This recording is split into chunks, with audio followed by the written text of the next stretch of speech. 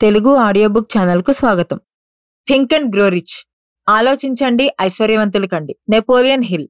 Chapter 2 burning desire part 2.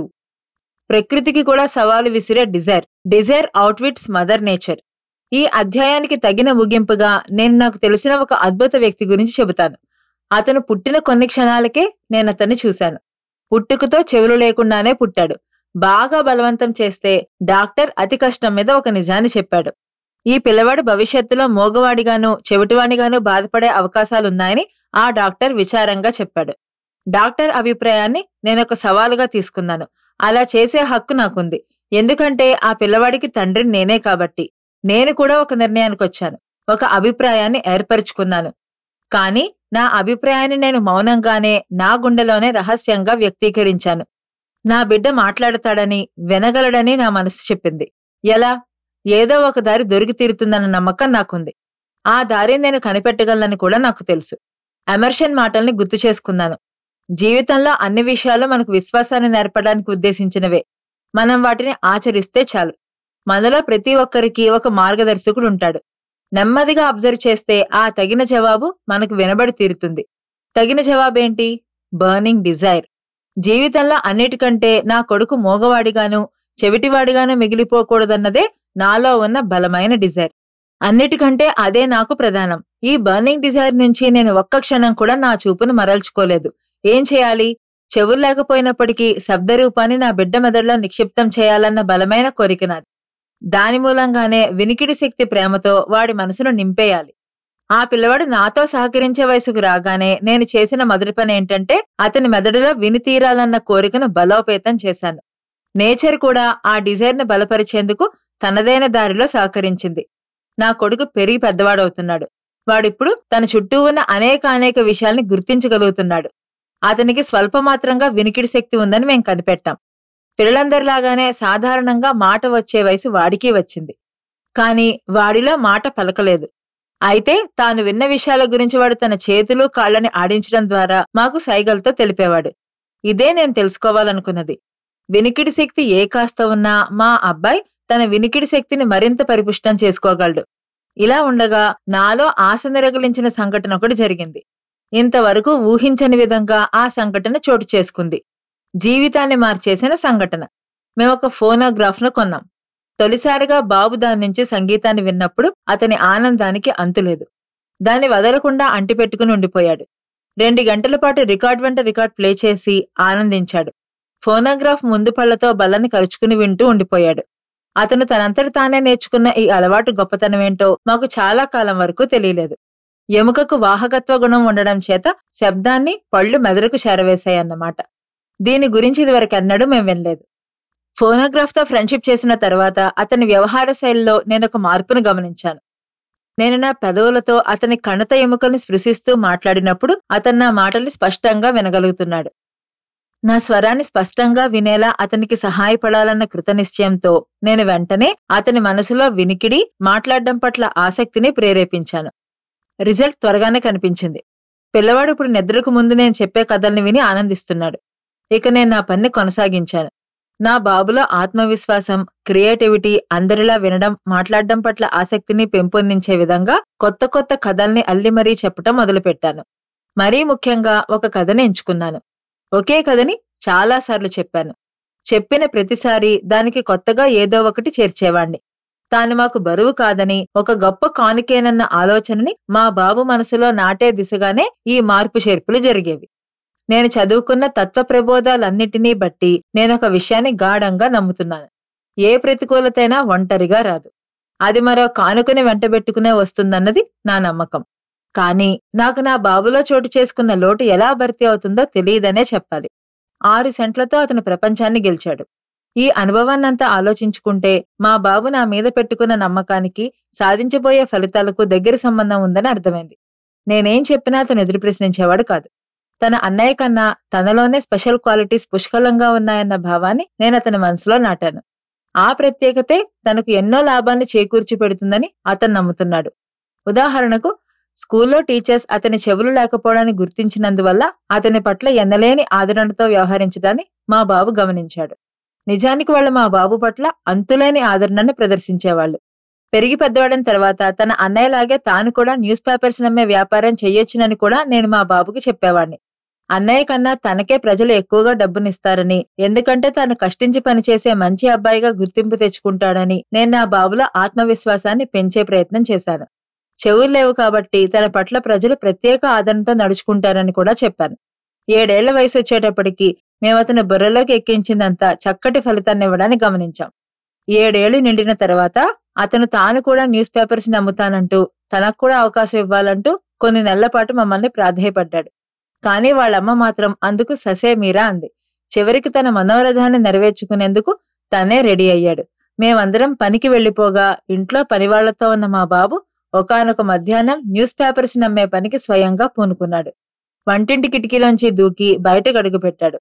పొరుగునే ఉన్న ఒక చెప్పుల వ్యాపారి దగ్గర 6 సెంట్లని అప్పుగా తీసుకుని ఆ డబ్బునే తన వ్యాపారానికి తొలి ఇన్వెస్ట్మెంట్ గా ఖర్చు పెట్టాడు. 6 సెంట్లతో న్యూస్ పేపర్ ని కొన్నాడు. వాటిని అమ్మాడు. అమ్మడం పూర్తి కాగానే వచ్చిన డబ్బుతో మళ్లీ కొన్ని పత్రికల్ని కొన్నాడు. అలా సాయంత్రం వరకు న్యూస్ పేపర్స్ ని కొని అమ్మడం ద్వారా అతను 42 సెంట్లను సంపాదించాడు. మేం పనుల్ని ముగించుకుని రాత్రి వేళకి ఇంటికి చేరాం. అప్పటికి మా బాబు గుప్పెట్లో తన తొలి సంపాదన 42 సెంట్లని గట్టిగా పట్టుకుని పడక మీద గాఢ నిద్రలో ఉన్నాడు. వాడి చేతిలోని డబ్బును చూసి జరిగిందాన్ని ఊహించుకుని వాడి తల్లి కన్నీరు పెట్టుకుంది. అది ఆమె ప్రతిస్పందన. నా బాబు తొలి విజయం నాకు నవ్వు తెప్పించింది. మనస్ఫూర్తిగా నవ్వాను. అతని మనసులో నేను పాదుకొల్పిన ఆత్మవిశ్వాసం సాధించిన విజయమే ఆ 42 సెంట్లని నాకు తెలుసు. ఒక చిన్న చెవిటి పిల్లవాడు వీధుల వెంట తిరిగి డబ్బు సంపాదించడానికి నానా కష్టాలు పడ్డాన్ని వాడి తల్లి చూసింది. నేను మాత్రం ఒక సాహసికుడు, ఆశయశుద్ధి కలవాడు, ఇండిపెండెంట్ గా ఉండడానికి పూనుకున్నవాడు ప్రదర్శించిన తొలి సాహసాన్ని చూశాను. స్వతసిద్ధంగా తన వ్యాపారంలోకి అడుగుపెట్టాడు, జయించాడు. ఇప్పుడు అతని విలువ 100 రెట్లు పెరిగిపోయింది. మా బాబు వ్యాపార శైలి నాకు నచ్చింది. వాడు ఇండివిడ్యువల్ గా ఉండడానికి ఆ రోజు వాడు ప్రదర్శించిన ధైర్య సాహసాలు ఒక మంచి ఉదాహరణ.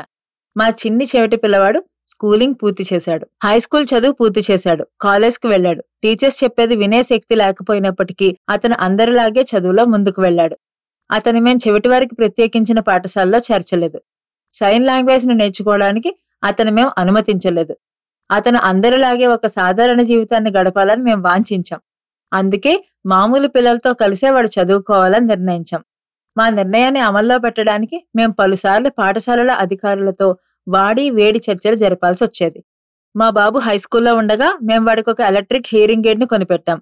కానీ అది అతనికి సరిగ్గా పనిచేయలేదు. కాలేజ్ స్టడీస్ ఒక్క వారంలో ముగుస్తుందనగా అతని జీవితాన్ని మలుపు తిప్పే ఒక సంఘటన జరిగింది. ఏదో ఒక సాదాసీదా అవకాశంగా అది కనిపించింది. ఎలా సంపాదించాడో తెలియదు కానీ అతని చేతికి ఒక ఎలక్ట్రిక్ హియరింగ్ ఎయిడ్ దొరికింది. కానీ అలాంటి దాంతో ఇదివరకే చేదు అనుభవం ఉండడం వల్ల వాడు దాని పట్ల పెద్దగా ఆసక్తిని ప్రదర్శించలేదు. చివరికి ఎందుకో దాన్ని ఉపయోగించడం మొదలుపెట్టాడు. దాన్ని తల మీద అమర్చుకుని బ్యాటరీని తగిలించుకున్నాడు. అంతే, ఏదో మ్యాజిక్ జరిగినట్టు అతని చిరకాల వాంఛ ఒక్క దాటును నెరవేరింది. జీవితంలో మొదటిసారిగా మా బాబు శబ్దాన్ని విన్నాడు. అందరిలాగే సహజాతి సహజంగా తొలి శబ్దాన్ని విన్నాడు. వాడి ప్రపంచం ఒక్కసారిగా మారిపోయింది. ఆనందానికి అవధుల్లేవు.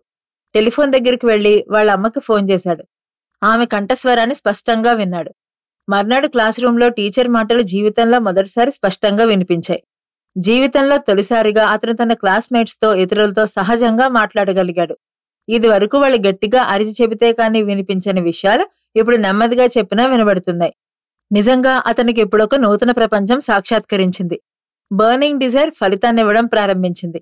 కానీ పూర్తిస్థాయి విజయాన్ని సాధించాలంటే మరికొంత దూరం ప్రయాణించాల్సి ఉంది. తన వైకల్యాన్ని తత్సమాన సంపదగా మార్చుకునేందుకు ఆ పిల్లవాడు మరికొంత అభ్యాసం చేయాల్సి ఉంది. అద్భుతాన్ని సృష్టించిన ఆలోచన. తాను సాధించిన విజయం గురించి పూర్తిగా అర్థం కాకముందే శబ్ద ప్రపంచంతో ఏర్పడిన నూతన పరిచయం తాలూకు మంత్రనగరిలో విహరిస్తుండగానే పట్టరాని ఆనందంతో అతను తన హియరింగ్ మెషిన్ ని తయారు చేసిన కంపెనీకి ఒక లెటర్ రాశాడు. ఆ లెటర్లో తన అనుభవాన్ని, అనుభూతిని పూసగుచ్చినట్టు హృదయంగా వర్ణించాడు. ఆ లెటర్ ని చదివిన కంపెనీ వాళ్ళు న్యూయార్క్ రమ్మని మా బాబుని ఆహ్వానించారు. అక్కడ వాడిని సాదరంగా ఆహ్వానించి కంపెనీ ఆఫీస్కి తీసుకెళ్లారు. ఆ కంపెనీ చీఫ్ ఇంజనీర్ తో మాట్లాడుతూ వాడు తన అనుభవాన్ని అతనికి వివరించాడు. అదొక భావన అందామా, ప్రేరణ అందామా, ఉత్సాహం అందామా, మీరే పేరుతోనైనా పిలవండి, కానీ వాడు తన ఆనందాతిశయాన్ని ఆ ఇంజనీర్ ముందు పూర్తిగా ఆవిష్కరించాడు. ఆలోచన తాలూకు శక్తి చేతనే ఇవాళ వాడి వైకల్యం వాడికొక ఆస్తిగా మారింది. అది అతనికి ముందు ముందు డబ్బును, సంతోషాన్ని కూడా తెచ్చిపెట్టగలదు. అతనిలో ఆ క్షణంలో ముప్పిరిగొన్న ఆలోచనల ఫలితం ఇలా ఉంది. హియరింగ్ మెషిన్స్ లేక జీవితాంతం చెవిటివారిగానే బతుకుని ఈడుస్తున్న అనేక మందికి తాను సహాయపడగలనని వాడికి తోచింది. తన ప్రపంచం కళ్ళెదుటే మారిన వైనాన్ని ఇతరులకు చెబితే వాళ్ళు కూడా తనలాగే శబ్ద ప్రపంచాన్ని వినగలరన్నది వాడి భావన. తాను ఉపయోగిస్తున్న హియరింగ్ మెషిన్ తాలూకు మార్కెటింగ్ వివరాలను మా బాబు ఒక్క నెలపాటు అధ్యయనం చేశాడు. తాను కనుగొన్న కొత్త ప్రపంచపు ప్రయోజనాన్ని ప్రపంచవ్యాప్త వినియోగదారులతో పంచుకోవడానికి అన్ని మార్గాల్ని వాడుకున్నాడు. ఈ పని పూర్తయిన తర్వాత అతను తన పరిశోధనల సారాంశాన్ని వివరిస్తూ వినికిడి యంత్రం తయారీదారులకు 2 ఏళ్లకు సరిపడా మార్కెటింగ్ ప్లాన్ అని అమల్లో పెట్టేందుకు వీలుగా వాళ్ళు మా బాబుకు తమ కంపెనీలో ఒక ఉద్యోగాన్ని ఇచ్చారు. ఒక చిన్న కలతో అతను తన ఉద్యోగంలో అడుగుపెట్టాడు. వేలాది మంది చెవిటి వాళ్ల జీవితాల్లో ఆశాదీపాన్ని వెలిగించాలన్నదే ఆ కల. అతని సహాయం లేకపోతే నిజంగానే వాళ్ళంతా జీవితాంతం శబ్ద ప్రపంచానికి దూరమైపోయేవాళ్లు.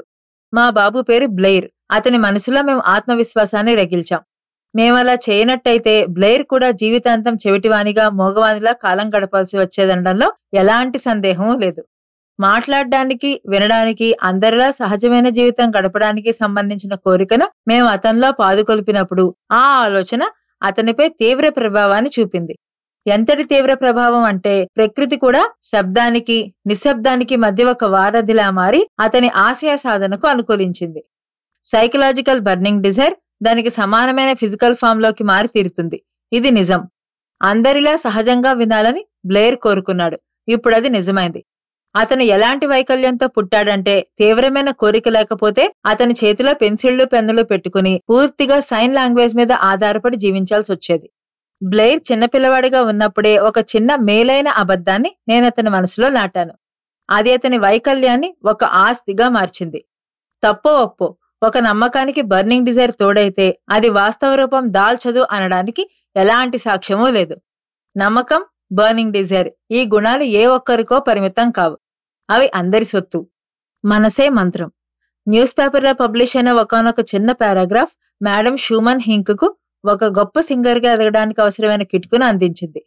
ఆ పేరాను నేనిక్కడ పేర్కొంటున్నాను. అందులో మనకు కనిపించే కిటుకు కేవలం బర్నింగ్ డిజైర్ మాత్రమే.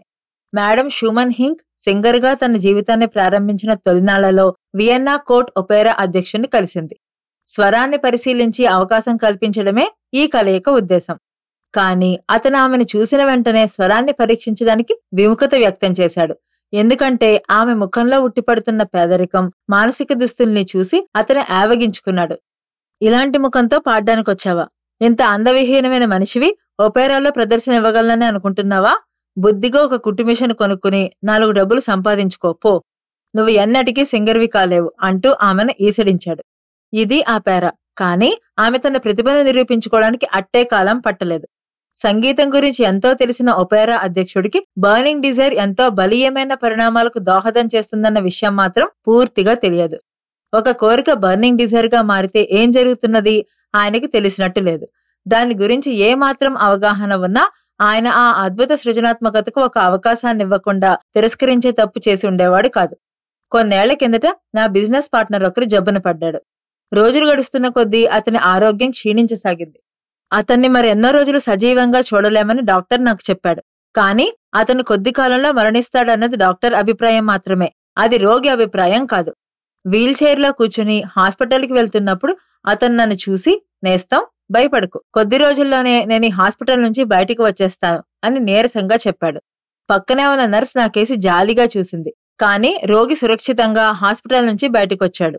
ఇదంతా జరిగిన కొన్నాళ్లకు డాక్టర్ నాతో మాట్లాడుతూ జీవించి తీరాలన్న కాంక్ష తప్ప అతన్ని మృత్యుముఖం నుండి మరే శక్తి కాపాడలేదు. మరణాన్ని అంగీకరించని స్వభావమే కనుక లేకపోయి ఉంటే అతను ఎన్నడో కన్నుమూసేవాడు అని చెప్పాడు. నమ్మకంతో కూడిన బర్నింగ్ డిజైర్ ను నేను నమ్ముతాను. ఎందుకంటే అది మనుషుల్ని అధమ స్థాయి నుంచి అత్యున్నత స్థాయికి తీసుకువెళ్లడాన్ని నేను నా కళ్లతో స్వయంగా చూశాను. మరణం కూడా డిజైర్ ని జయించలేదు. సమాధుల్ని కూడా పెకలించి మనుషుల్ని పునరుజ్జీవింపచేస్తుంది. వందలాది కారణాల వల్ల ఓటమి పాలైన వాళ్ళకి అది గెలుపుకి ఓటమికి మధ్య ఒక మాధ్యమంగా పనిచేయడాన్ని నేను చూశాను. ప్రకృతి చెవులు లేకుండా భూమి మీదకి పంపిన నా కుమారుడికి అది సంతోషం, విజయాలతో కూడిన జీవితాన్ని ప్రసాదించింది. ఎవరైనా వాంఛా శక్తిని ఎలా సమీకృతం చేసుకుంటారు? ఈ ప్రశ్నకు ఈ అధ్యాయంతో పాటు తదుపరి అధ్యాయాలు కూడా జవాబునిస్తాయి. మనసుకు సంబంధించిన కెమికల్ ఫార్ములా ఎంత అద్భుతమైందో అంత శక్తివంతమైంది. దీన్ని ప్రకృతి కూడా అధిగమించలేదు. అసాధ్యం అనే పదానికి తావే లేని, దేన్ని వైఫల్యంగా అంగీకరించని ఏదో ఒక విషయాన్ని బర్నింగ్ డిజైర్ రూపంలో ప్రకృతే ప్రసాదిస్తుంది. ఉన్నాయని భావిస్తే తప్ప మనసుకు ఎలాంటి పరిమితులు లేవు. పేదరికమైన, ఐశ్వర్యమైన ఆలోచనల ఫలితమే. మా ఛానల్ గనక మీకు నచ్చినట్లయితే లైక్ చేయండి, షేర్ చేయండి, సబ్స్క్రైబ్ చేయండి.